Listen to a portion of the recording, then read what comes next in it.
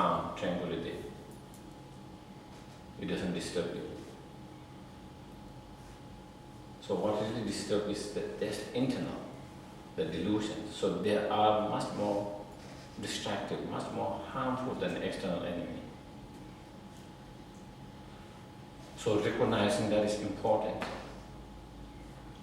so that we can give more energy, more time, more effort to confront and avert those internal enemies. As Shandeva said, if we try to destroy the external enemy, we can never finish destroying the external enemy.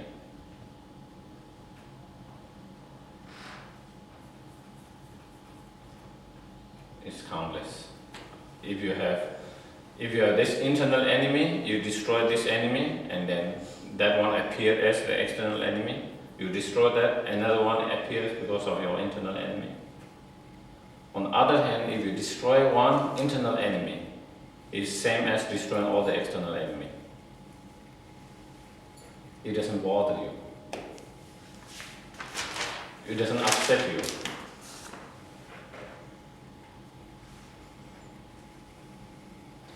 You have no anger, no hatred. No matter what their actions, it doesn't disturb you. It doesn't hurt you. It doesn't pain you. So therefore it cannot really bring harm, pain, suffering to you. So in a way it is almost like destroying all the external enemy.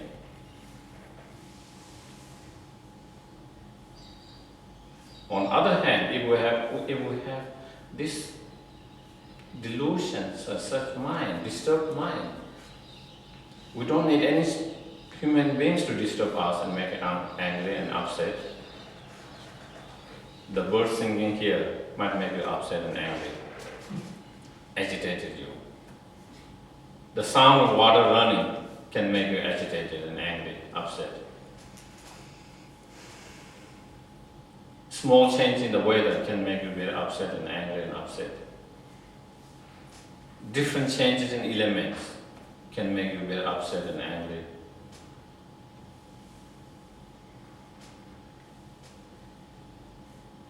So therefore, even there is no other sentient beings, you can still be disturbed, angry, upset. As long as that disturbance from inside, it is there. And what makes us disturbed is our delusions. So with that kind of understanding, then we try to put all effort. So with mindfully, we try to practice mindfully all the time, watching our thoughts, our actions, our speech, all the time. The moment you notice, aware that the delusions have arises or delusion arising, you try to confront it, you try to avert it without any delay, because the more space you give for the delusions, the more harmful it is. The more longer duration you give the time for that delusion, the more harmful it is. The sooner you are able to let it go, the better it is. Less harmful, less painful.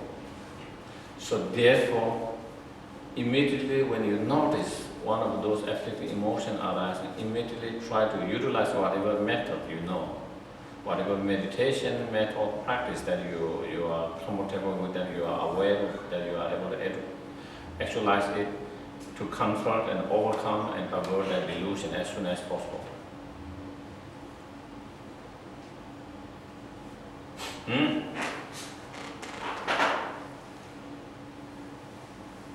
And mindfulness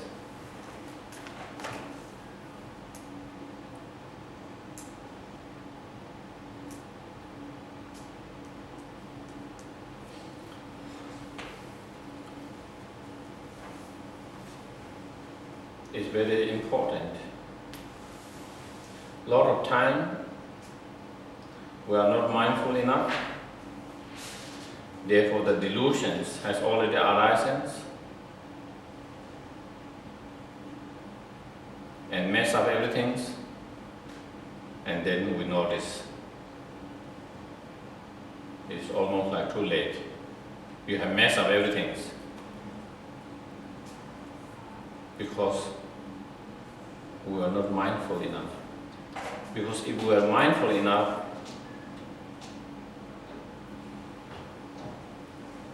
you don't have to be overwhelmed by that delusions and act that delusions. You notice that delusions and then you try to control, avert it as much as possible before it explodes. A lot of time we are aware only of the explosions of the delusions.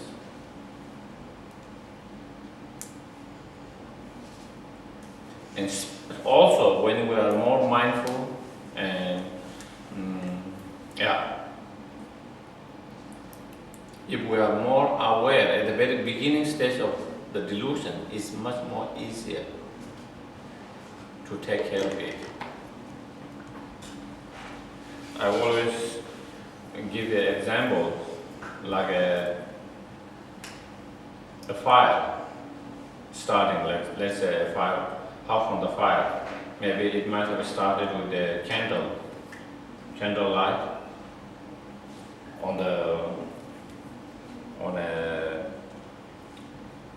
table. If we were aware at the very beginning when the candle light was just starting, when it was just the fire was starting, you don't need too many water, you just need 1 cup of water to extinguish that fire.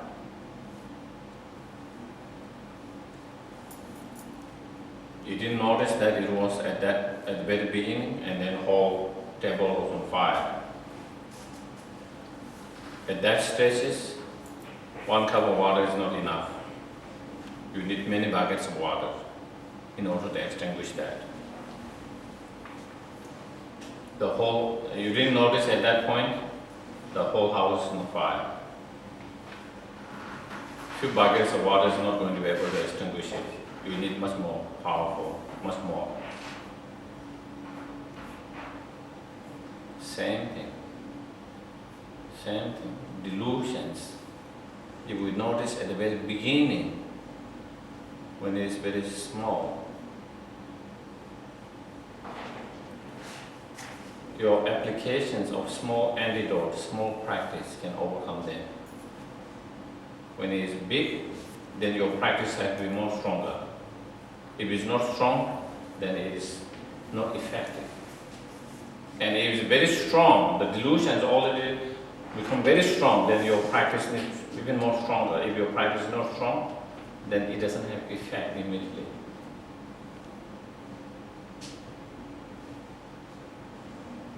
A lot of time what happens is our mind, our delusion, we're not aware of that, we're not mindful of that, and it has reached a highest level of the strong, intense level and ready to explode or already explode. And then we try to apply whatever meditation or practice we know, and sometimes it doesn't seem to work. Do you get it? Sometimes it doesn't work. And the reason is the delusion too strong, your practice too weak. It's not because your practice doesn't work, but your practice is not strong enough. Your antidote is not strong enough, and the delusion too strong.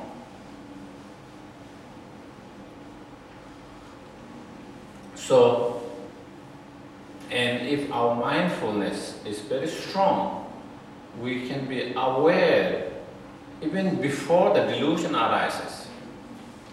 When the cause and conditions are coming together, it's like you are aware there's the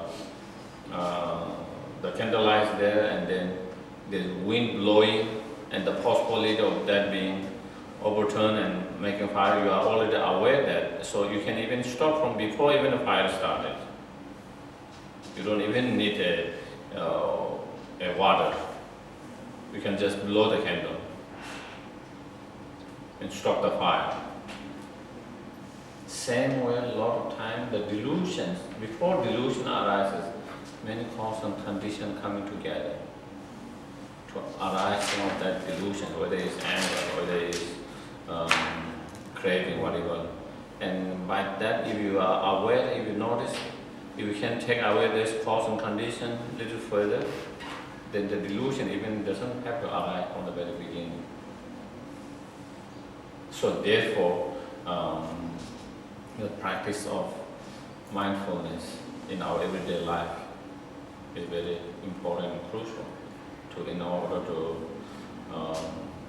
confront with those delusions, which are a source of pain and suffering to oneself and others.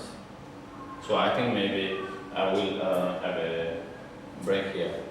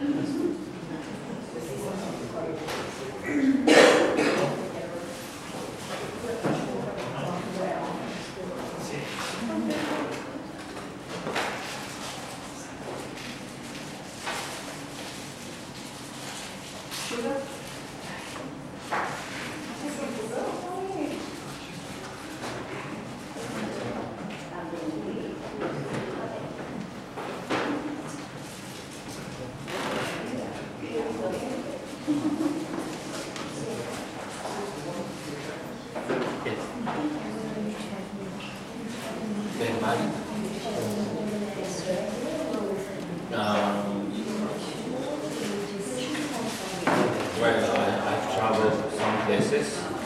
I was in Perth and Potowa, and then I was in Queensland and Brisbane.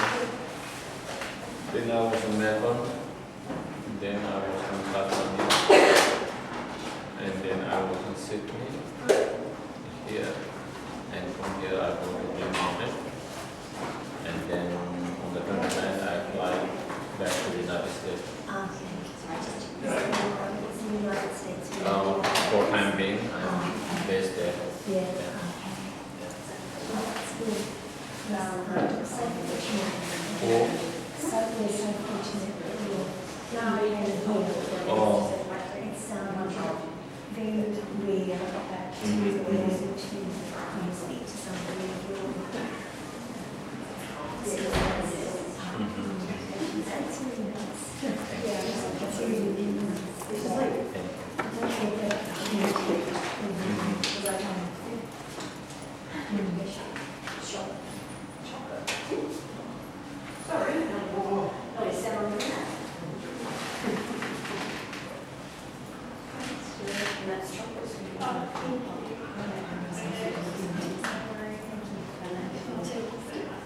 No, I did that. What about that?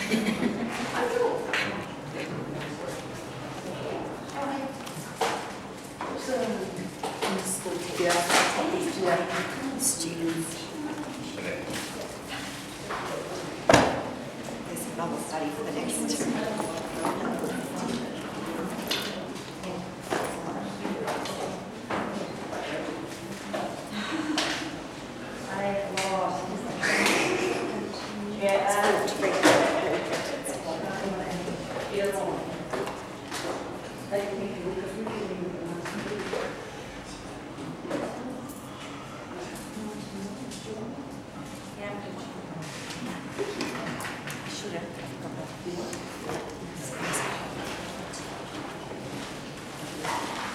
Thank you.